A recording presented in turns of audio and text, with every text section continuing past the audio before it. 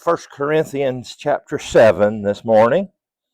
So if you'll join me there, 1 Corinthians chapter 7. A few kind of broader topics that I think we can relate to this section has to do with, again, with the much broader subject of Bible study and Bible interpretation and application. We realize that not everything in the Bible is the Word of God. First of all, and that may be a little bit of a shocking statement till you stop and think about it, we have the words of Satan, the words of Pharaoh, Nebuchadnezzar, those things that aren't necessarily, the recording of it was inspired, but not everything that is written is what we would call inspired. That is breathed by God. And so we know the first easy step there is you don't obey. If Satan said it, you don't say, well, it's in the Bible, I got to do it. Well, we understand it doesn't work that way. But then the next level is that then not everything written in the Bible applies to me. Most obvious application is the Old Testament. We read those commandments and they were very clear. You do this or you'll be punished. Well, we understand we don't have to do that. We don't have to burn incense and offer up animal sacrifices and those kind of things. So again, there's a part of the Bible that even the Word of God, that is a command, a direct command, we don't follow because it doesn't apply to us. Then we move into the next category, and of that, those things that maybe don't apply to us directly and immediately, but there can be lessons learned. I mean, the greatest illustration of that is some of the words that Jesus spoke to the apostles maybe don't apply to us. Certainly the idea of, in Mark 16, taking up snakes and drinking poison, we read that and we're going to say, don't do that. That was God saying do that, but that wasn't applying to you. That applied to the apostles.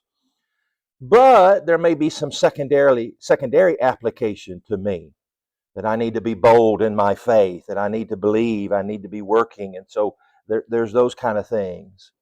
Then we have words like Paul wrote to Timothy and Titus, that you might think, well, I'm not an evangelist like Timothy and Titus, and so does that apply to me?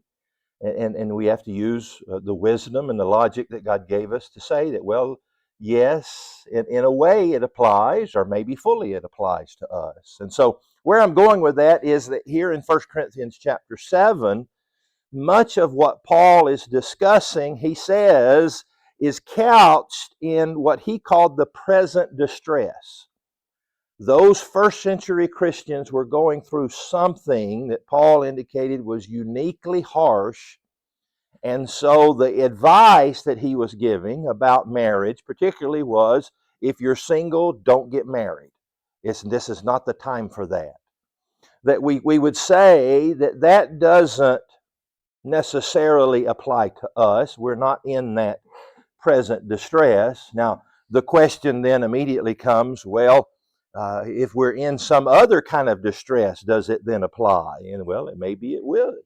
But again, Paul is always saying, I say this by concession, not by commandment, so we're not commanded not to marry. But maybe the broader application that we can see to that is that the point that he's making here about why not get married in that present distress that they were undergoing is because it's going to impede your service to God. And that should be first and foremost. And there's the application for us. Whatever distress we might be undergoing, even if we're not in a distress at all, our service to God comes first.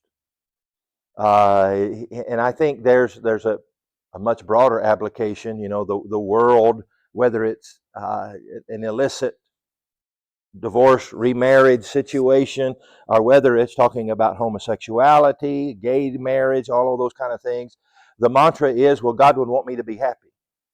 You know, God would want me to be happy. Well, here is Paul even talking about monogamous male-female marriage, saying you need to put God first. And getting married in our circumstances, Paul says, is going to make it harder for you to put God first. And so my advice, at least, is don't get married. And so there's a principle there is that we need to put God first. Our personal happiness, if we want to call it that, our personal desires should come second to that, whatever that relationship is. And so I think we need to learn that lesson from this section. And so he is now, beginning with verse 25 of 1 Corinthians 7, he is talking to the unmarried and to the widows. Sometimes he puts those in two different categories. Sometimes he lumps them together because technically speaking, they're all unmarried. But to the unmarried, particularly to the virgins, those who have never been married, and to widows, he's giving this advice, again, based upon verse 26, this present distress that they were in. Let's just pick up at verse 32. But I want you to be without care. He who is unmarried cares for the things that belong to the Lord, how he may please the Lord. But he who's married cares about the things of the world, how he may please his wife. Now, we don't know what the present distress was. Paul doesn't identify it. They would have, I think, immediately known what it was. We can do some pretty safe guessing, though, can't we? It was probably had to do with persecution.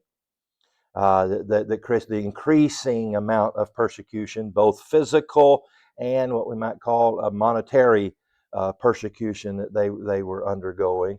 It may have encompassed the rank worldliness that was present in cities like Corinth in different situations. It may have something to do with the impending destruction of Jerusalem, although they're in Corinth. That would have affected certainly the Jewish Christians among them. And so whatever it was, he's saying we're undergoing something that is difficult enough that you need to be focused. Someone, maybe John, I forget who made the point last Sunday about the idea of, that here is, we're going to modernize the illustration, that the government comes with a gun and points it at your head and says, deny Christ. And you can see just bowing up and saying, no, go ahead and shoot me. But then they take that gun and point it to your wife and children and say, now deny Christ. And we would hope we would still do the right thing, but I think we all understand it just became a very different scenario, didn't it? Than pointed at me, deny Christ, pointed at my wife and kids and say, deny Christ. That's a more difficult decision to make. It's, again, I hope we still make the right one, but that's one scenario that you can see that Paul may be playing into here. That the difficulties of this present distress are going to be compounded if you're married. Now, verse 34, there's a difference between a wife and a virgin. Now, I'm taking, and I'm not going to be dogmatic about this, but I'm taking in this context the word virgin here to not necessarily being used in its classic definition. I take it simply means someone who's not married. And you can see the maybe the leap that he took to get there. But anyway, there's difference between a wife and someone who's not a wife, who's not married, who is a virgin. The unmarried woman cares about the things of the Lord, that she may be holy both in body and in spirit. But she who is married cares about the things of the world, how she may please her husband. Now, that's not a bad thing. He started off the whole chapter with saying that's your responsibility is to please your spouse. But now he's saying that can become a bad thing if it compromises your faith. And again, under this present distress, that was certainly an option. Verse 35, and this I say for your own profit, not that I may put a leash on you, but for what is proper, that you may serve the Lord without distraction. And so I'm not binding this on you, but I'm just saying I want you to serve the Lord and do so without distraction. Again, there's the broader application for us, whether we can make an application of a distress that we may be undergoing right now or not. The broader application is that we need to put serving the Lord first. It goes above everything else in my life. But it takes a little bit of a transition here, and we're going to have to do a little bit, maybe detective work in verse 36. But if a man thinks he is behaving improperly toward his virgin. Now, Help me understand that. Who's the he and what? How is she his virgin? Nick? My version, in place of virgin, keeps saying betrothed. The betrothed. Okay, yes. Somebody who's not yet married, but maybe engaged to be married would be the understanding there. Yeah, yeah. Like Mary and Joseph, that whether it is, and if we go to the betrothed, it may be that idea. We got the he and his virgin. And I think there's two options. One is that it could be that your version, let me say, I'm the he here, just to illustrate it. My virgin would be my betrothed, the one that I'm engaged or the one I've set my sights on to marry. And so I need to be thinking about her spiritual condition as well as my spiritual condition.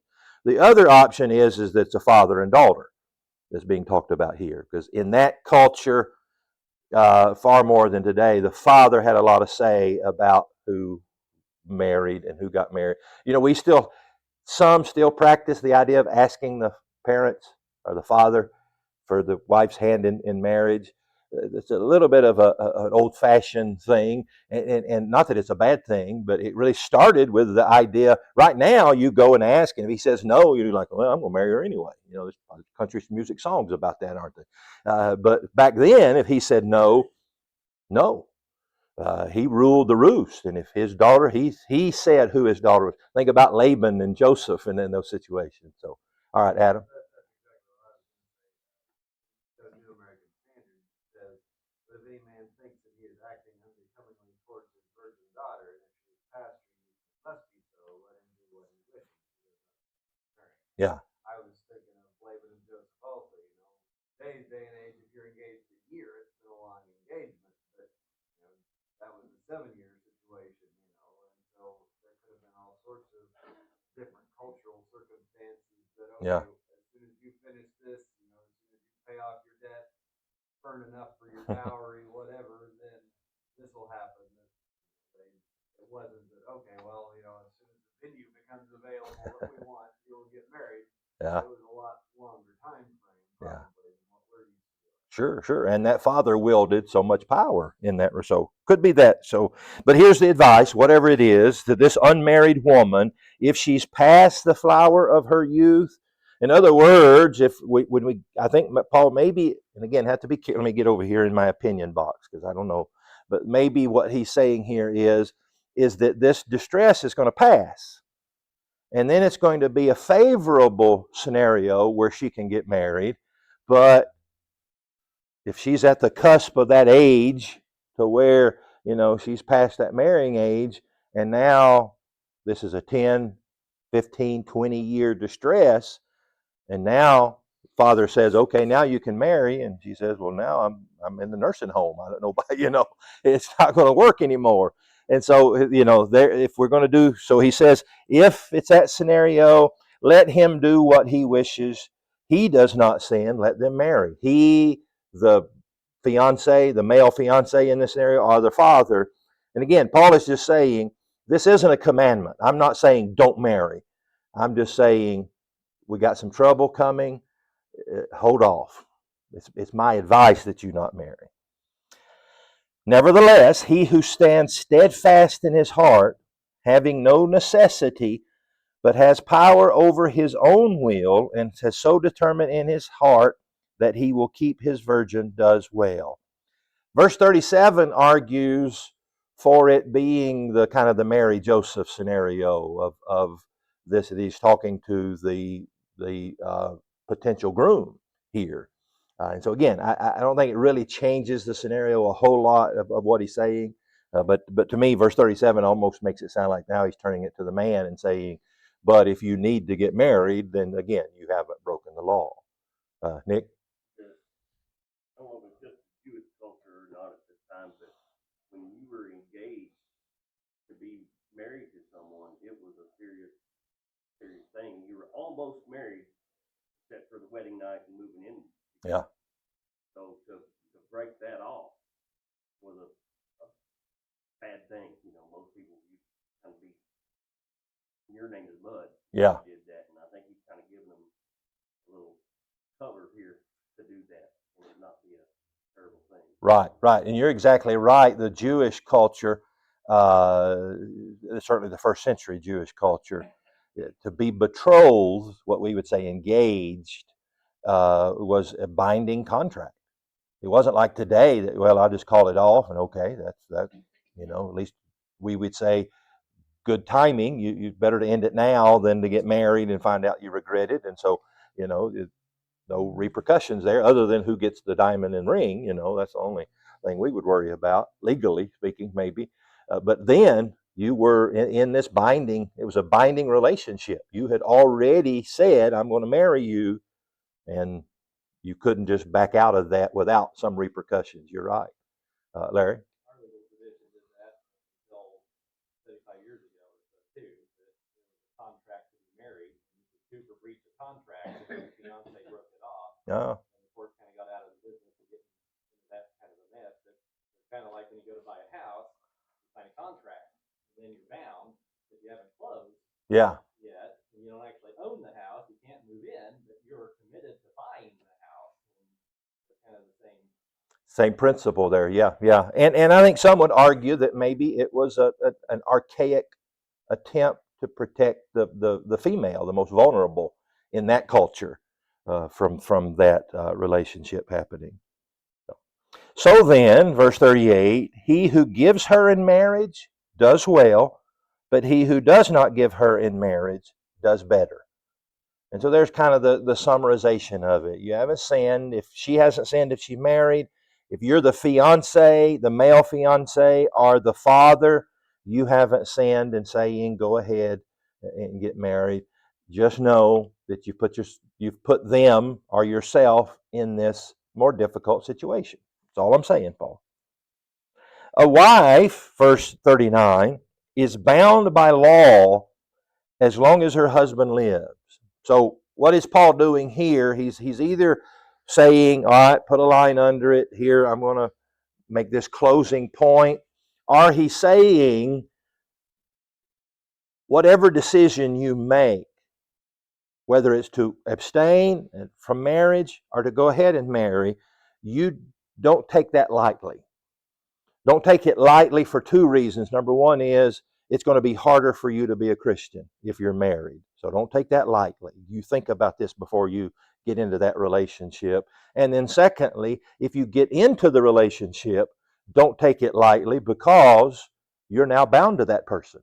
This is a lifelong, and don't just say, well, I'll do it. And then it gets the stress gets there and you go, oh, I can't handle this, I'm out. No, you make sure of what you're doing, because a wife is bound by law as long as her husband lives. But if her husband dies, she's at liberty to be married to whom she wishes, only in the Lord. All right, I don't want to get too sidetracked with this phrase, but I do think it bears some attention. So you're bound, you get married, you're bound. He's not dealing with the Matthew 19 exception of adultery, but that's Jesus has dealt with that.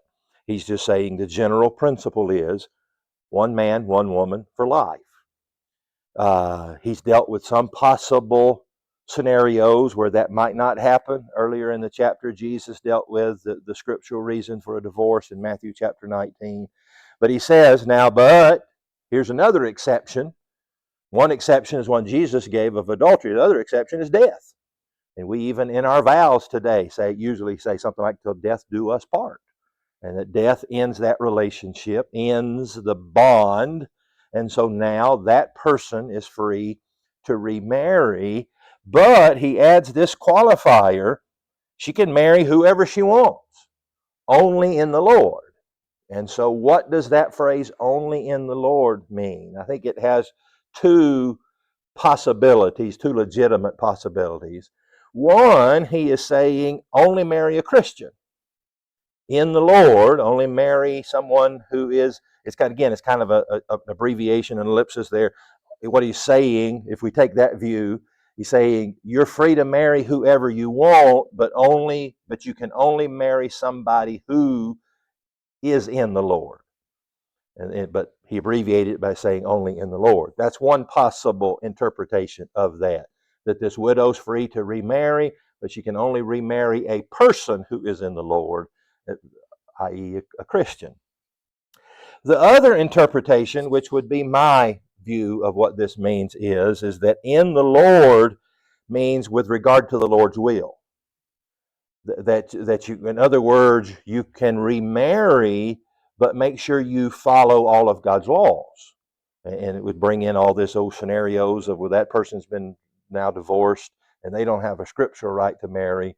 But Paul said, I can marry whoever I want. And so that's off the table. No, it seems to me he's saying you're free to marry, but you still have to follow God's laws in regard to marriage. That maybe not every one of your potential marriage partners is a suitable person. Now let me use some, turn over to Ephesians, hold your finger here and go to Ephesians 6. I postulated a theory there that I think that in the Lord doesn't mean you have to marry a Christian, that it means that you have to do it according to the Lord's will. And here's my argument. I floated the idea out there. Now I need to back it up. And I think Ephesians 1 helps us. Someone read Ephesians 1 verse 6. Maybe could quote it. 6 verse 1. Did I say that?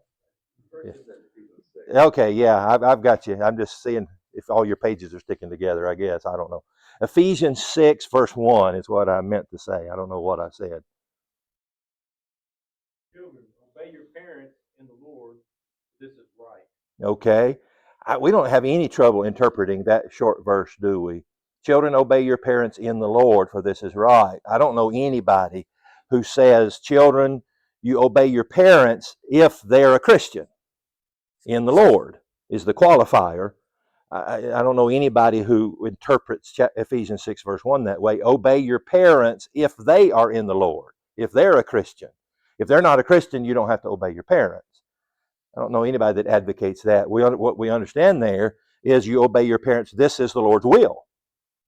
That you're not just obeying your parents, you're obeying God when you obey your parents. You are the other way we can interpret Ephesians 6 verse 1, the phrase in the Lord, would mean obey your parents as long as what they tell you to do is in the Lord.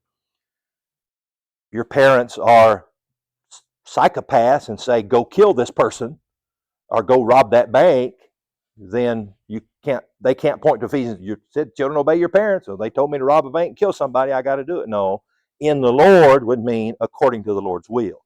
So either way you interpret in the Lord in Ephesians 6 verse 1, I think could be applied to 1 Corinthians 7, that you can remarry, but you consider the Lord's will. You only do it according to God's dictates and commandments. Real quick, Colossians 3. I'll try not to send you on a goose chase here. Colossians 3.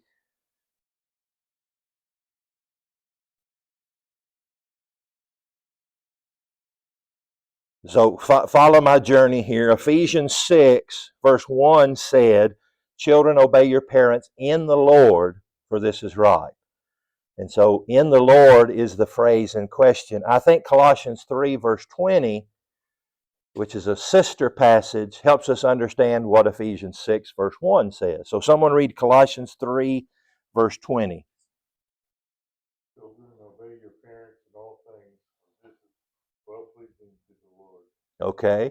In Colossians 3, he doesn't say in the Lord. He says this is well-pleasing to the Lord. And so does that define what Ephesians 6, verse 1 says, in the Lord, well-pleasing to the Lord? I think so. And so back to 1 Corinthians 7, verse 39, again, he says she is free, this widow is free to be married to whoever she wishes, only in the Lord. Only according to the Lord's will, only that which would please the Lord. So don't marry somebody who would displease the Lord. And I would take that to mean somebody who doesn't have maybe a right to be married. That's my view of that. And again, I'm not just pulling it out of thin air. I think it's based upon the way that phrase is used in other contexts, Ephesians 6, verse 1, for example. So there's the allowance, what we might call the command allowance in 1 Corinthians 7, verse 39. But here's the qualifier, Paul's opinion based upon the present distress. He says in verse 40, but she is happier if she remains as she is. Now, that's not a statement about marriage. In fact, many so-called scholars ridiculously claim that Paul was anti-woman, anti-marriage. You know, he was a single guy, so any single guy's going to go, "Oh, you married guys are suckers." You know, nobody. Marriage is for fools. No, that's not what Paul is saying at all here. Paul is praising marriage here in another context. He's the same guy who wrote Ephesians chapter 6. Husbands and wives liking to Christ and the church. And so what he's doing here is, again, because of the present distress, he is saying, you're going to be better off if you're not married. All this argument I've just made, because you can devote yourself to the Lord. It's going to be difficult in these times. Again, we talked about last Sunday, and then we'll wrap up this chapter. If for nothing else, it was the financial persecution that many times they found the kind of government finds out you're a Christian, whether it's the pseudo government of the Jews or the official Roman government finds out you're a Christian, where you can't buy and sell in the marketplace, you're fired from your job. And we talked about last week, you know, it's one thing for me to get fired from my job because I'm a Christian, and if I'm a single guy, you know, I can get by. We can all remember being a single guy. All your earthly possessions fit in one milk crate, you know. I kind of easily not easily, but more easily get by if it's just me. If I got a wife and 5 kids and I'm going to lose my job if I'm a Christian, then again, that's a far more difficult decision to make, isn't it? Again, I think Paul, starting with the premise, we hope we all make the right decision in those difficult moments, but just know, realistically, it's far harder to stand for your faith when those ramifications don't just affect you. They're affecting people that are depending on you. So, all right. Any questions or comments about chapter 7 before we progress to chapter 8? Chapter 8 begins, now concerning, and remember what we said, chapter 7, verse 1 started out, now concerning the things of which you wrote to me. Again, in my opinion box, I'll say, I think chapter 8, verse 1, now concerning, is an abbreviated way of saying what he said in chapter 7, verse 1. Now concerning the things you wrote to me. I think he's saying that was point number 1, had to do with marriage. Point number 2, you ask about things sacrificed to idols. So now concerning the things, again, doesn't matter a whole lot, but it seems to me that that's what Paul is saying. Now concerning things offered to idols. And so again, legitimate question. We saw where chapter 7's question was legitimate, a misunderstanding about some teaching that maybe Paul or Apollos had made. And now it's certainly a legitimate question, a question that we're not concerned with, right? Things offered to idols. But in that day, you would have had 2 groups of people that maybe held an objection to that. Some would argue that maybe some Jewish brethren had an objection to those Gentile things. But it seems to me that from this text, that what he's addressing is more likely Gentile Christians having an objection to it. That the Jewish mind could easily separate something sacrificed to an idol, maybe something potentially sacrificed to an idol, and being engaged in the idol worship.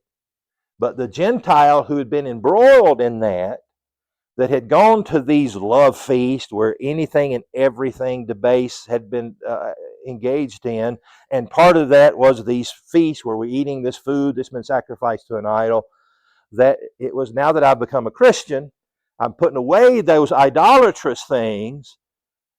And so I'm putting away the illicit sex, I'm putting away bowing down to some graven image, and we had this big steak dinner that was associated with it, so I need to get rid of that too. Without saying, no, this was wrong. And so there, I think there's and boy, I'm going to step out on thin ice here, But I think there's a broad application for us today that we can't just label something and then say everything that I want to put under that label is a sin. And I think we can do that. And again, I'm thin ice here. I think traditionally maybe we've done that with like the subject of gambling. Well, the gambling is a sin.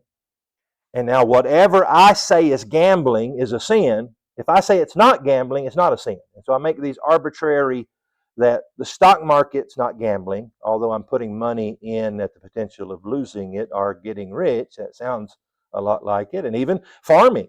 Farming's a gamble, isn't it? You're planting that seed in the spring, and who knows, you may strike it rich. You know, if everybody else is suspiciously got eaten by locusts and you've got the only crop, you're getting rich this year, right? You did well and you got the only corn going to market, you know. And so there's the idea of you're investing money, potential of losing it or increasing it. But no, that's not gambling. And so those things aren't sinful.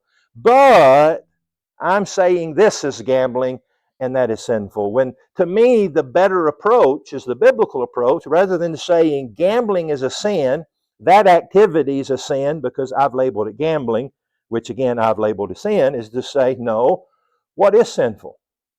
What's sinful is stealing. What is sinful is greed and covetousness. And so if I'm engaging in those things, I'm sinning. Not because I'm gambling, but because I'm engaged in covetousness. And so to me, that's the better approach. And I think that's kind of what Paul here is dealing with. These people are saying, I did all of this at the idol's temple. And so the idol's temple is bad. And so now all of this is bad. Well, no, you were breathing in the idol's temple. Don't stop breathing, and so some of those things were sinful, not because we've thrown this big blanket over them and called it, but because they're sinful in and of themselves. And so, but some of those Gentiles couldn't make that distinction. Oh, this is bad, so it's all bad. So, Nick?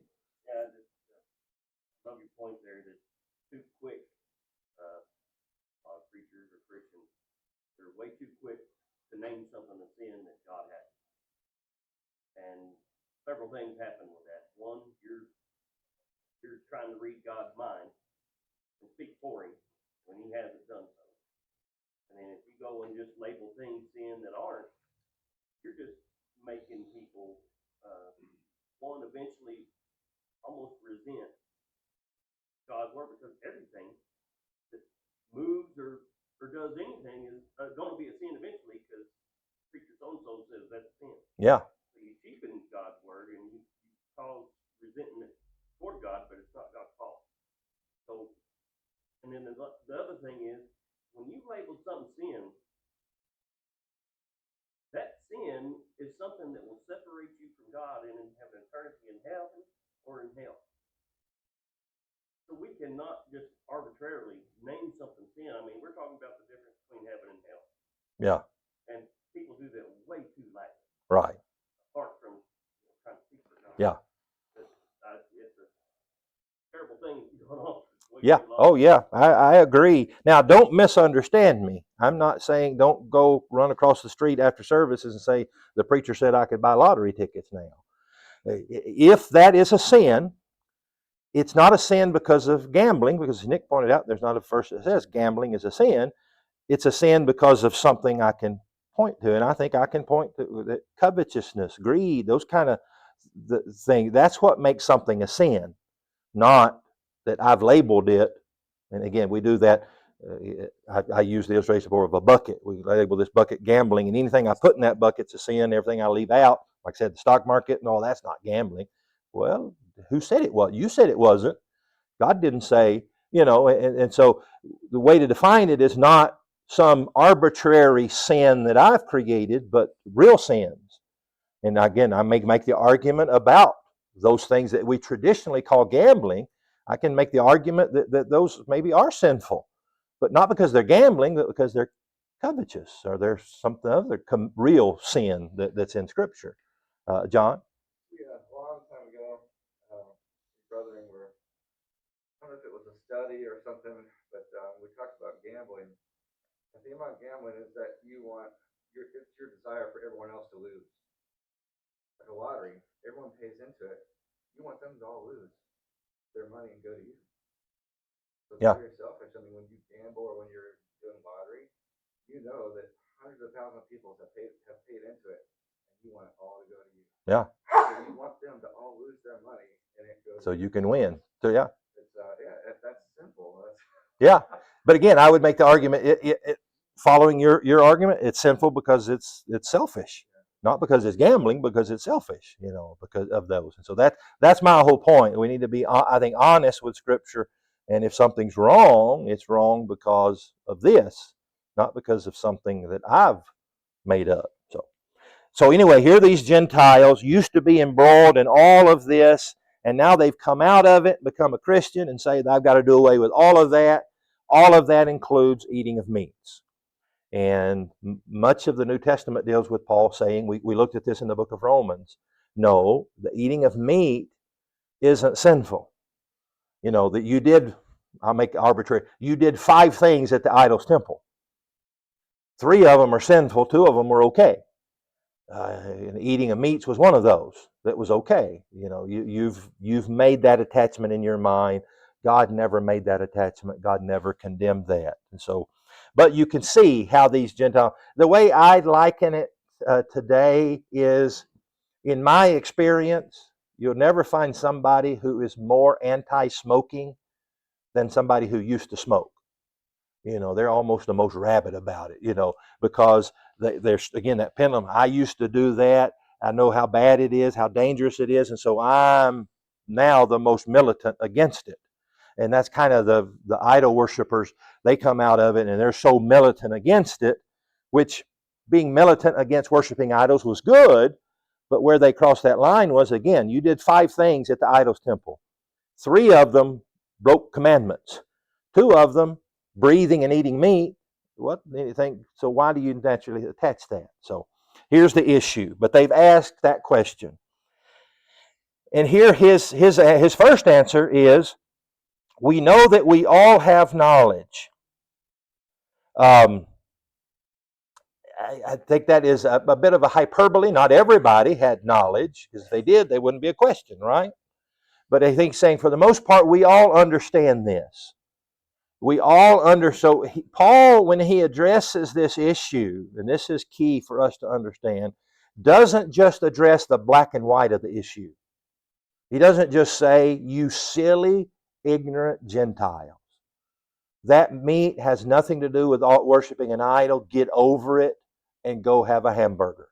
He doesn't say that. Now, could we say that that's probably the truth of the matter? Bluntly, rudely stated, but that was kind of the truth of the matter.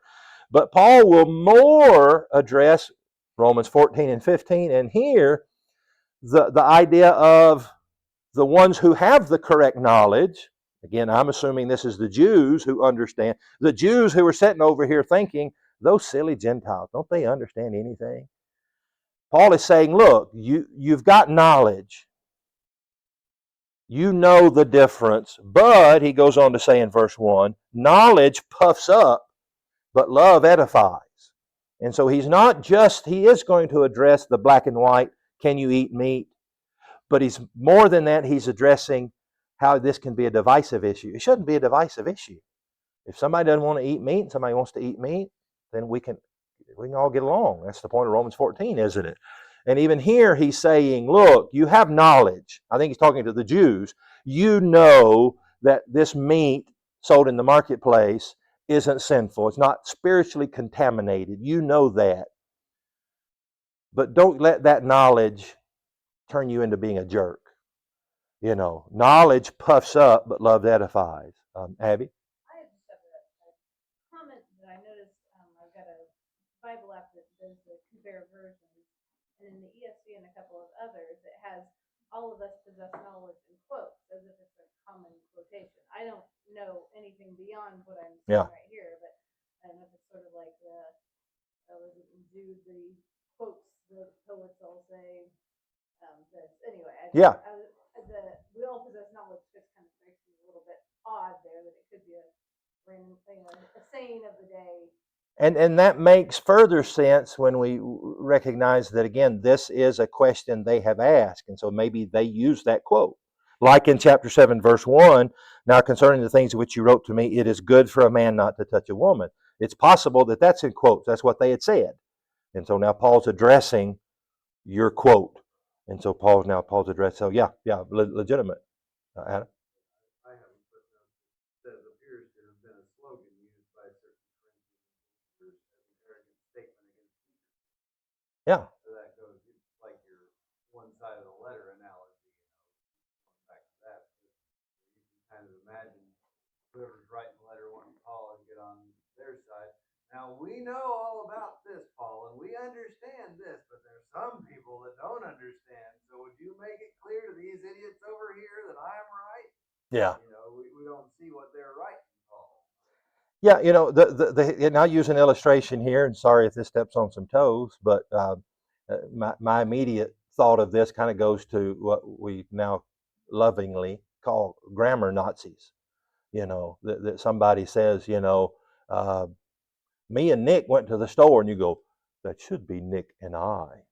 That's one of those things where, knowledge, yeah, okay, you're smarter than me, you got the English language down, but was that really, again, I think it's different. If we're friends and you're poking at me is one thing, but if you're saying that to make somebody feel small and you to elevate your pride, we all have knowledge. And maybe even the speaking person saying that knows technically it's supposed to be Nick and I, but that person that's talking is a redneck from Alabama and he's just using the way colloquialisms and all that. And so knowledge puffs up, but love should edify. We're going to talk more about that phraseology. Larry? Go back to our mental picture of what the congregation must have been like, having the Jews on one side of the auditorium and the Gentiles on the other. The contrast in knowledge of God, would have been so great that the Gentiles, were whipping it up, worshiping Zeus or whatever, had never heard of Jehovah. And on the other side, you might have had former Pharisees that had been in class with Paul. Yeah. And legal scholars of the old law that would have, every time the Gentiles would make a comment in class, all the eye rolls. Yeah. And it'd be really easy to fall into that. Yeah. Just to hear little snickers. Can you believe he asked that question? Everybody knows. Yeah. And so the play on words here is beautiful. Knowledge puffs up, but love edifies. Knowledge builds me up, but love builds you up. Is the illustration? I'm can puff myself up because I knew the proper tense and the verb, and I knew that thing from Ezekiel chapter 14 verse 12 that Gentile don't even know who Ezekiel is, and I know that verse and I can spout it in the Bible class, and I know that was a silly question that shouldn't have been asked. That's puffing me up. And I think the other side of that, knowledge can tear somebody down. Again, if you just say, "Oh, you should have said it this way," or "You should have done that way," you're tearing that person. But love builds them up, and so there's that. We could certainly argue that there's wisdom is maybe a word that can be inserted in that. So again, not just the black and white of the issue. Paul's more concerned with how you're treating each other. And if anyone thinks that he knows anything, he knows nothing yet as he ought to know. The ESV says he does not yet know as he ought to know. And so we would say you're not as smart as you think. Because a smarter person, again, maybe we'd say a more wise person, would have just kept their mouth shut and not made somebody feel bad about that. Now, before we close, we're out of time here. This is not a license to say, well, I don't want to hurt anybody's feelings, and so I'm not going to teach them the truth. That's not what's being dealt with here. This is an issue where you can go to heaven with, steak on your breath, and you can go to heaven with kale on your breath.